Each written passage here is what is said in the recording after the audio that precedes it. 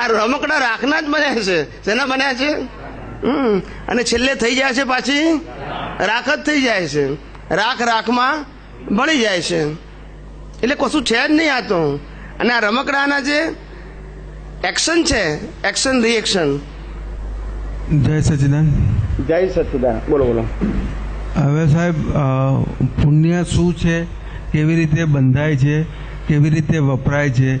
પુણ્ય, આ જ ભવનું પુણ્ય આપણને આ જ ભવે ફળ આપે, કેરી ફ્રૂટ થાય, કઈ રીતે કેરી ફ્રૂટ થાય, બીજા અવતારમાં કયા કોડ વર્ડથી કઈ રીતે એનું ફળ મળે, એ વિગતવાર સાહેબ સમજાવો ને થોડું. અચ્છા, દાદાએ કીધું છે કોઈ વસ્તુ મફતમાં મળતી નથી, તો એમાં પુણ્ય કેવી રીતે વપરાય છે? તમારું પુણ્ય ના વપરાય એવા કયા કાર્યોમાં કે જે તમારું પુણ્ય બેલેન્સ જ રહે છે? બીજું, મારો એક દાખલો છે કે આપણે રોડ ઉપર જતા હોઈએ અને માને કોઈ 10 કરોડનો કોઈનો બંગલો છે, આપણને જોયો અને આપણને ઈચ્છા થઈ કે આવો બંગલો મારે હોય તો સારું. એ વખતે મને જવાબ મળ્યો કે તમારું પુણ્ય ઓછું પડે છે, પણ તમે પરમાત્માની સાક્ષીએ ભાવ કર્યા એટલે તમને ફળ મળવું જોઈએ. તો પછી એક જગ્યાએ મેં વાંચ્યું હતું, તેમાં એવું લખ્યું હતું કે તમારું પુણ્ય ઓછું હોય તો એ બંગલાના માલિક તો ના બનો, પણ 1-2 અવતાર મચ્છર બની અને બંગલામાં કાઢવા પડે. ખરેખર શું છે, ખરેખર હકીકત શું છે એ જાણવી છે. બોલો બોલો બોલો. હવે આ બધું સિરિયલમાં આવે? આ બધું લાઈવ સિરિયલ કેવી હારી? બોલો બોલો બોલો બોલો. વાંધો નહીં, બોલો. ચંદ્રશેખર મહારાજ સાહેબ જે હતા, એમને સુરતના એક મહાત્મા હતા, ડોક્ટર હતા અને એમના ભક્ત હતા. એમને ચંદ્રશેખર મહારાજ સાહેબ સાથે 3 મહિના વાતચીત ના થઈ, એટલે એમને પોસ્ટકાર્ડ લખ્યું કે શું પ્રવૃત્તિમાં તમે પડ્યા છો એમ. એટલે ડોક્ટર સાહેબે એવું કીધું કે હું એવો બંગલો બનાવું છું સુરતની અંદર કે જેનું ફર્નિચર અને મકાન સુરતમાં 1 થી 5 નંબરમાં હોવું જોઈએ. એટલે ચંદ્રશેખર મહારાજ સાહેબે તરત કીધું, સ્ટોપ, એ બંધ કરો, ફર્નિચર કેન્સલ કરો, નહીં તો 25-50 અવતાર તમારે છે ને મચ્છર બની અને એ બંગલામાં કાઢવા પડશે. બરાબર છે. અતિ રાગથી બંધાયેલું હોય એટલે પછી શું થાય? એકને એક પ્રકાર, એક યા બીજા પ્રકારે પછી એમાં ઇન્વોલ્વ થવું પડે તમારે જન્મ મરણના ચક્કરમાં. એ પાછું અતિ રાગથી બાંધેલો હોય ને. એટલે તો જ્ઞાનીઓ કેવા સુપ્રપ્લ્યો છે કે ભાઈ કપડાં કેવા જોઈએ, તો કે આપણી મર્યાદા રહે એવા. હોવાનું કેવું જોઈએ, તો કે આપણું શરીર આડું પડી રહે એવા. ખ્યાલ આવી ગયો? બહુ સ્પેશિયાલિટી ના ખોળવી. શું ના ખોળવી? હવે એમને શું કીધું આગળ કે ભાઈ તમે જેટલી પુણ્ય ભોગવો છો એમાં તમારું શું વપરાઈ જાય છે? કહું ના, પુણ્ય નહીં, બેલેન્સ છે ને કે બીજું કંઈ બોલ્યા? એવું છે કે અમુક દાખલામાં એવું છે કે તમે વસ્તુ વાપરો એમાં તમારું પુણ્ય વપરાય છે, પણ અમુકમાં એવું છે કે તમે વસ્તુ વાપરો પણ, એટલે એમાં શું છે કે તમે જે ભાવથી વાપરો છો એમાં તમારું પુણ્ય વપરાય છે, પણ તમારી ઈચ્છા ના હોય ને કોઈ તમને ઓફર કરે ને તમે વસ્તુ વાપરો છો એમાં તમારું પુણ્ય વપરાય. ખરેખર પુણ્યનું આખું બેઝિક છે ને એ સમજાવો એમ. આપણે એવું છે કે આ જગતની અંદર જે જે વસ્તુઓ તમને ભોગવવા મળે છે, શું મળે છે? ભોગવવા મળે છે. અને એ ભોગવવાળી વસ્તુમાં તમને જ્યાં જ્યાં સુખ ઉત્પન્ન થાય છે, શું ઉત્પન્ન થાય છે? એ બધું લોન ઉપર લીધેલું સુખ છે. શેના ઉપર લીધેલું છે? લોન ઉપર લીધેલું. પણ સાહેબ, પેલા પુણ્ય કેવી રીતે? કહું તો ભગવાન કહે છે કે આને લોન ઉપર લીધેલું સુખ કેમ કીધું? તો કે આ શ્વાસોશ્વાસ ચાલે છે એ તારા ફિક્સ છે. કેવા છે?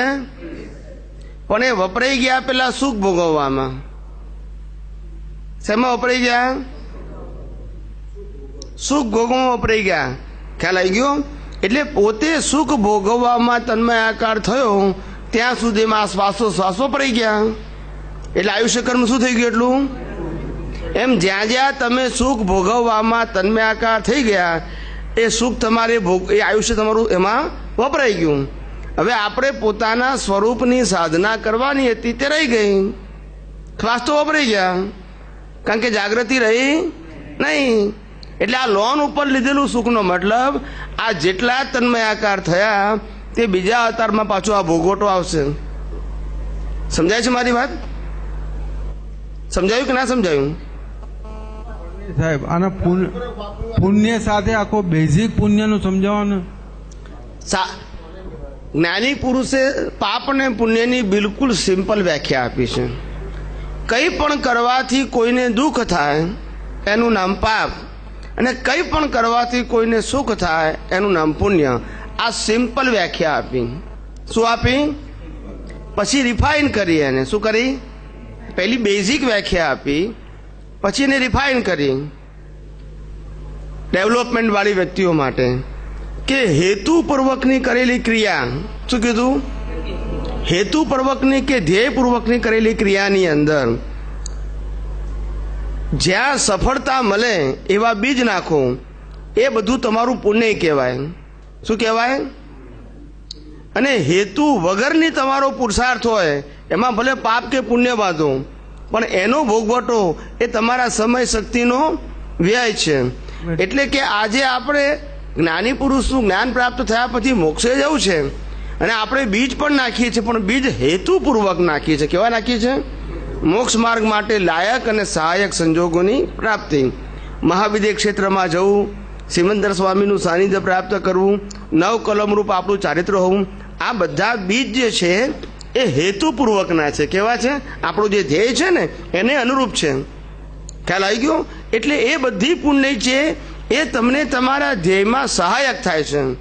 બાકીની પુણ્ય તમને પ્રાપ્ત થશે, પણ એ છે એ પુણ્યનો ભોગવટો ને ધ્યેય સાથે લેવા દેવા, એટલે બધું વેસ્ટ ઓફ ટાઈમ અને એનર્જી છે. અને આવી પાપ અને પુણ્યથી કેટલાય અવતારો પૂરા થઈ ગયા આપણા, છતાંય પ્રગતિ થઈ નહીં. કારણ કે ધ્યેય વગરનું જીવન ને પુણ્ય ને પાપ બે ધ્યેય વગરના. લોક સંજ્ઞાથી મોહને વશ આપણે પાપ અને પુણ્ય કર્યા. સમજાય છે? એમાં કોઈ ધ્યેય નથી. સમજાય છે? ધ્યેયને અનુરૂપ પુણ્ય કરો ત્યારે એને પુણ્યાનુબંધી પુણ્ય કહેવાય. શું કહેવાય? એ ધ્યેયને અનુરૂપ પુણ્ય થાય ત્યાર પછી જીવ પોતે જે પોતાનું ડેસ્ટિનેશન છે તે તરફ આગળ વધી શકે, બાકી ના વધી શકે. દેવગતિમાં જાય તોય ના વધે. સમજાય છે? એ માત્ર પુણ્યનો ભોગવટો છે, એને ધ્યેય સાથે લેવા દેવા નથી. સમજાય છે મારી વાત? એટલે ધ્યેય એ મુખ્ય વસ્તુ છે, અને ધ્યેયને અનુરૂપ પુરુષાર્થ એના આધારે જે બંધ પડે એ બધું પુણ્ય કહેવાય. ઘણા લોકોને એવું લાગે કે મને મહેલ પ્રાપ્ત થાય તો એને પુણ્ય કહેવાય. જ્ઞાની પુરુષ કે ના, ઝૂંપડી પ્રાપ્ત થાય તોય પુણ્ય કહેવાય, જો તમારા ધ્યેયને અનુરૂપ હોય તો. આ મહેલની મજૂરી મહેલવાળા જ જાણતા હોય. સમજાય છે? ઝૂંપડીવાળાને ઓછી મજૂરી હોય તો પોતાનો સમય ધ્યેય માટે આપી શકે. મારી વાત સમજાય છે? એટલે આ તમે કયા ભાવથી, કયા આશયથી તમે બીજ નાખો છો એ મહત્વનું છે. લૌકિક દ્રષ્ટિ શું છે જોવાની નથી. કોઈ કે મારી પાસે 500 કરોડ ભેગા થઈ જાય તો મને એમ લાગે કે હું સુખી છું. કોઈ કે પણ આ 500 રૂપિયા કમાવા માટે સમય શક્તિ વાપરવાની જરૂર ક્યાં છે? આપણે રિક્વાયરમેન્ટ છે નથી, તો એનર્જી વેસ્ટ કરવાનો મતલબ શું? પહેલા કમાવા માટે મહેનત કરવાની, પછી હાચવવા માટે મહેનત કરવાની, તો રહ્યું શું પછી આપણા માટે? સમજાય છે મારી વાત? એના કરતા જરૂરિયાત પૂરતું કુદરત આપણને આપી રહે. એટલે દાદા ભગવાનનું વાક્ય હતું કે અમને લક્ષ્મી કેવી પ્રાપ્ત થાય?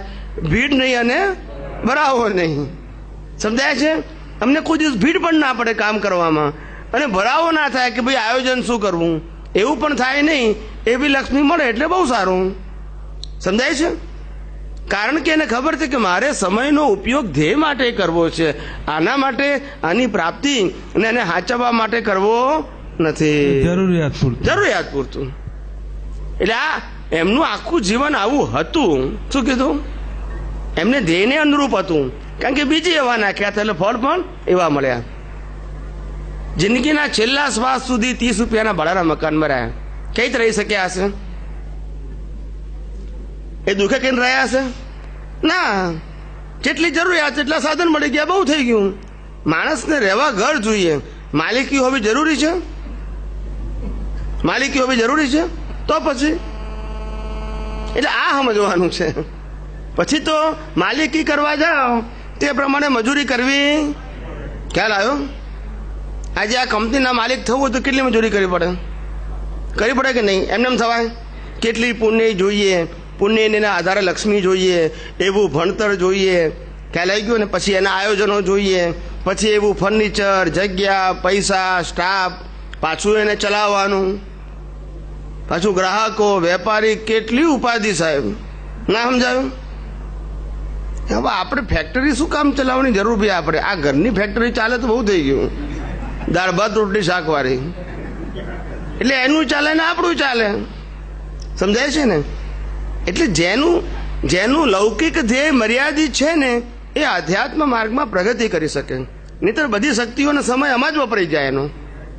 સમજાય છે? એટલે પુણ્યના તો બહુ પ્રકાર છે. વસ્તુ પ્રાપ્ત થાય એને પુણ્ય કહેવાય, વસ્તુ પ્રાપ્ત થયા પછી ભોગવવા મળે એ પણ એક પ્રકારની પુણ્ય છે, ભોગવવા જ ના મળે. ખ્યાલ આવ્યો?